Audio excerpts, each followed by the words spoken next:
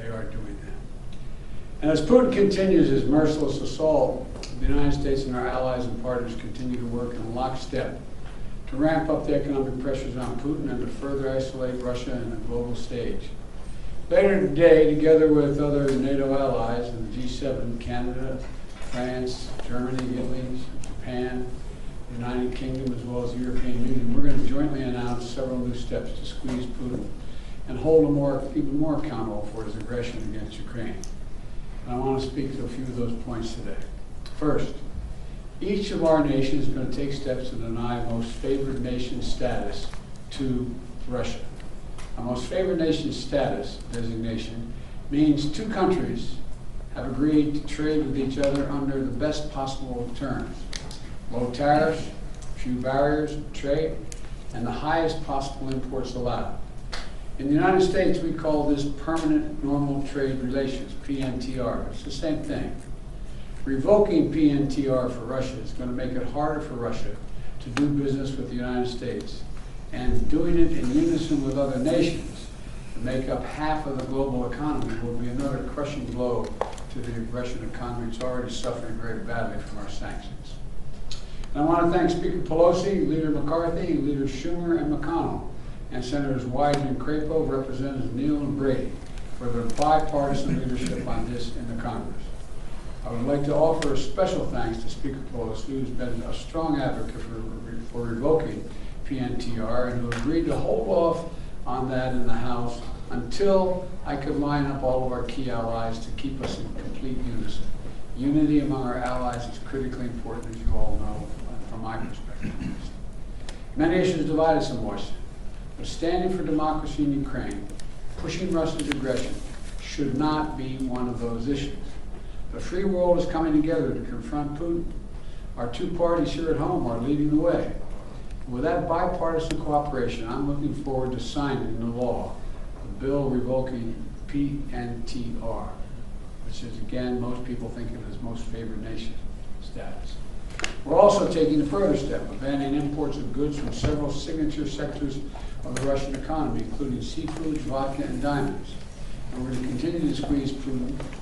The G7 will seek to deny Russia the ability to borrow from leading multinational institutions, such as the International Monetary Fund and the World Bank. Putin is an aggressor. He is the aggressor. And Putin must pay the price. He cannot pursue a war that threatens the very foundations, which he's doing, the very foundations of international peace and stability, and then ask for financial help from the international community. The G7 is also stepping up pressure on corrupt Russian billionaires. We're adding new names to the list of oligarchs and their families that we're targeting. And we're increasing coordination among the G7 countries to target and capture their ill-begotten gains. They support Putin. They steal from the Russian people. And they seek to hide their money in our countries. They're part of that kleptocracy that exists in Moscow. And they must share the pain of these sanctions. And while we're going after these super yachts and vacation homes for hundreds of millions of dollars, we're also going to make it harder for them to buy high-end products manufactured in our country. We're banning the export of luxury goods to Russia. They're also the latest steps we're taking, but they're not the last steps we're going to take. And as I said, at the beginning of all these steps, we're going to hit Putin harder because the United States and our closest allies and partners are acting in unison. The totality of our sanctions and export control is crushing the Russian economy.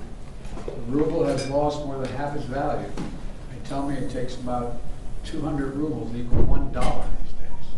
Moscow Stock Exchange has been closed for 2 weeks because they know the moment it opens it will probably collapse. Credit rating agencies have downgraded Russia's government to junk status. Its economy to junk status. The list of businesses, international corporations leaving Russia is growing by the day. We're also continuing to close corporations with allies and partners to make sure that the close cooperation we continue to have, Ukrainian people are able to defend their own nation. The United States has sent more than $1 billion in security assistance to Ukraine over the last year, including anti-armor and anti-air capabilities, taking out tanks and planes and helicopters, with new shipments arriving every day. We, the United States, are also facilitating significant shipments of security assistance from our allies and partners to Ukraine. And the humanitarian front, we're working closely with the UN and humanitarian organizations to support the people of Ukraine who have been displaced by the violence of Ukraine. We're providing tens of thousands of tons of humanitarian supplies, food, water, medicines, coming via truck and train every single day. Yesterday in Poland, Vice President Harris announced an additional $53 million in additional humanitarian support to Ukraine. That brings the total humanitarian assistance to $107 million in just 2 weeks. We've joined this effort with more than 30 other countries for providing hundreds of millions more. And last night, with a great credit, the Congress passed a bipartisan spending bill that included an additional $13.6 billion in new assistance to the Ukrainian people. I look forward to signing that immediately. I also want to be clear, though. We will make sure Ukraine has weapons to defend against the invading Russian force. We will send money, food, and aid to save the Ukrainian people. And I will welcome Ukrainian refugees. We should welcome them here with open arms. They need access. And we're going to provide more support for Ukraine. We're going to continue to stand together with our allies in Europe and send unmistakable message. We'll defend every single inch of NATO territory with the full might of the united and galvanized NATO. We will not fight a war against Russia in Ukraine. Direct confrontation between NATO and Russia is World War III, something we must strive to prevent. But we already know Putin's war against Ukraine will never be a victory. He hoped to dominate Ukraine without a fight. He failed. He hoped to fracture European resolve. He failed. He hoped to weaken the transatlantic alliance. He failed. He hoped to split apart American democracies in terms of our positions. He failed. The American people are united. The world is united. And we stand with the people of Ukraine. We will not let autocrats and would-be emperors dictate the direction of the world. Democracies are rising to meet this moment, rallying the world to the side of peace and the side of security. We're showing our strength, and we will not falter.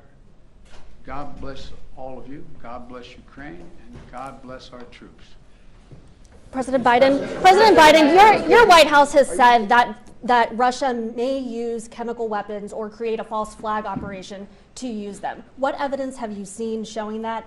And would the U.S. have a military response if Putin does launch a chemical weapons attack? I'm not going to speak about the intelligence, but Russia would pay a severe price if they use chemical weapons. Would the U.S. send troops in? Spending the federal gas tax? Will this make Putin stop his war?